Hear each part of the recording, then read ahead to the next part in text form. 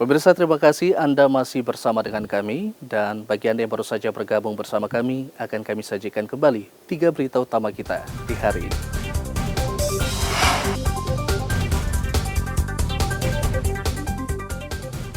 Antisipasi kerusuhan, ratusan BRIMOB dikirim ke Mambramo Tengah.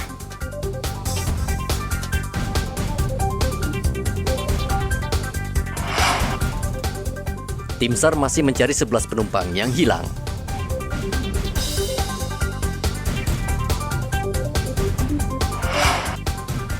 Spesialis pencuri barang di jok motor diringkus polisi.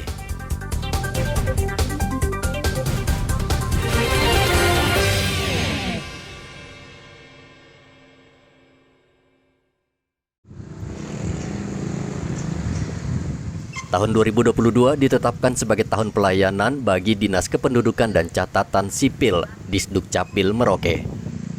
Pemkab Merauke mencanangkan tahun 2022 sebagai tahun pelayanan sehingga mereka mewajibkan seluruh warga memiliki kartu tanda penduduk atau KTP.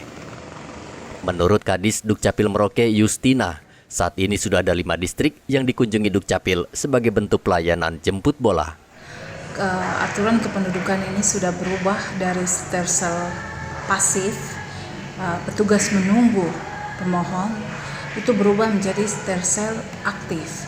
Nah, stersel aktif ini pemohon, petugas yang harus turun ke masyarakat, ke lapangan untuk jemput bola.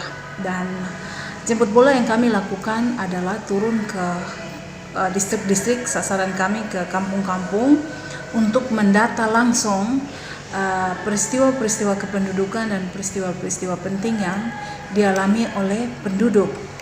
Dan setelah itu, berdasarkan hasil pendataan itu, kami melakukan penginputan di sistem menggunakan sistem informasi administrasi kependudukan yang kemudian akan menerbitkan dokumen-dokumen kependudukan seperti itu. Dan di semester 1 tahun 2022 ini kami sudah menyisir hampir 5 lebih distrik untuk dilakukan jemput bola seperti itu. Memang masih ada beberapa lagi yang akan kami turun, karena memang di proses pemerintahan ini ada pentahapannya terkait dengan penggunaan anggaran, sehingga kami melakukan dengan tahapan itu, menyesuaikan dengan lapangan.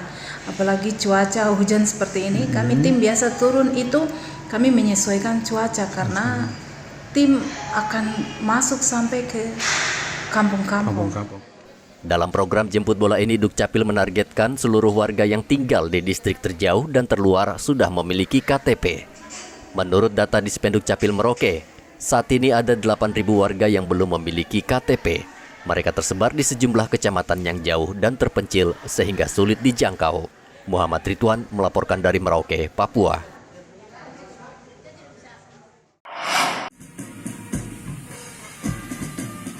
Lantamal 14 Sorong Selasa kemarin menggelar apel pasukan dan simulasi bencana yang melibatkan TNI Polri. Apel dipimpin langsung Komandan Lantamal 14 Sorong Laksamana Pertama Imam Sumani. Simulasi ini dilakukan untuk memberikan pelatihan kembali kepada seluruh unsur terkait, termasuk masyarakat, agar lebih paham dan siaga ketika terjadi bencana. Ini untuk melatih para personil dari instansi-instansi yang mempunyai potensi dalam menghadapi bencana alam. Termasuk di dalamnya juga nanti akan kita latihkan juga kepada masyarakat sekitar bagaimana ataupun apa yang dilakukan ketika kita menghadapi bencana alam. Di dalam latihan penanggulangan bencana alam yang saat ini yang kita latihkan adalah bencana alam gempa bumi dan tsunami. Nah, nanti untuk personel dari instansi yang mempunyai kemampuan dalam potensi SAR ataupun Search and Rescue, misalnya seperti TNI Angkatan Laut, TNI Angkatan darat, kemudian kepolisian, dari kantor SAR, dari BPBD, dari Tagana. Nah itu semua nanti juga kita latih, kita refresh kembali supaya prosedur ataupun tindakan-tindakan ketika terjadi bencana itu menjadi segar kembali dan kemampuan di dalam menghadapi bencana alam ini menjadi meningkat dan menjadi segar kembali. Kepala Badan Penanggulangan Bencana Daerah Kota Sorong Herlin Sasabone mengatakan simulasi bencana sangat penting, khususnya masyarakat agar tidak panik dan bisa mengambil langkah yang tepat ketika terjadi bencana alam. Bencana itu menjadi urusan bersama, semua orang akan terlibat ketika bencana itu terjadi, sehingga dalam pelatihan ini semua mitra-mitra ya yang terlibat dalam penanggulangan bencana itu diikut sertakan oleh Lantamal 14 Sorong. Ya, selain mungkin nanti materi yang diberikan dalam ruangan juga ada simulasi melibatkan masyarakat juga. Kita harapkan bahwa kita tidak berharap bencana itu terjadi, tetapi yang namanya bencana itu bisa kapan saja terjadi. Tapi paling tidak dengan adanya kegiatan pelatihan seperti ini, kemudian nanti simulasi yang melibatkan masyarakat juga, paling tidak kita sudah tahu apa yang harus kita lakukan, siapa berbuat apa, kemudian juga masyarakat juga lebih. Sorong adalah salah satu kawasan yang rawan bencana. Secara geografis, Sorong berhadapan dengan Lautan Pasifik sehingga rentan dilanda tsunami. Topan melaporkan dari Sorong, Papua Barat. Meski perayaan Idul Adha sudah 2 hari berlalu, namun pemotongan hewan kurban di rumah pemotongan hewan Dinas Peternakan hingga Selasa kemarin masih berlangsung. Rumah potong hewan Dinas Peternakan Merauke melibatkan 135 relawan untuk membantu menyembelih hewan kurban sapi yang berjumlah 284 ekor. Tenaga relawan tersebut seluruhnya adalah mahasiswa dari Universitas Yasanto dan Musamus.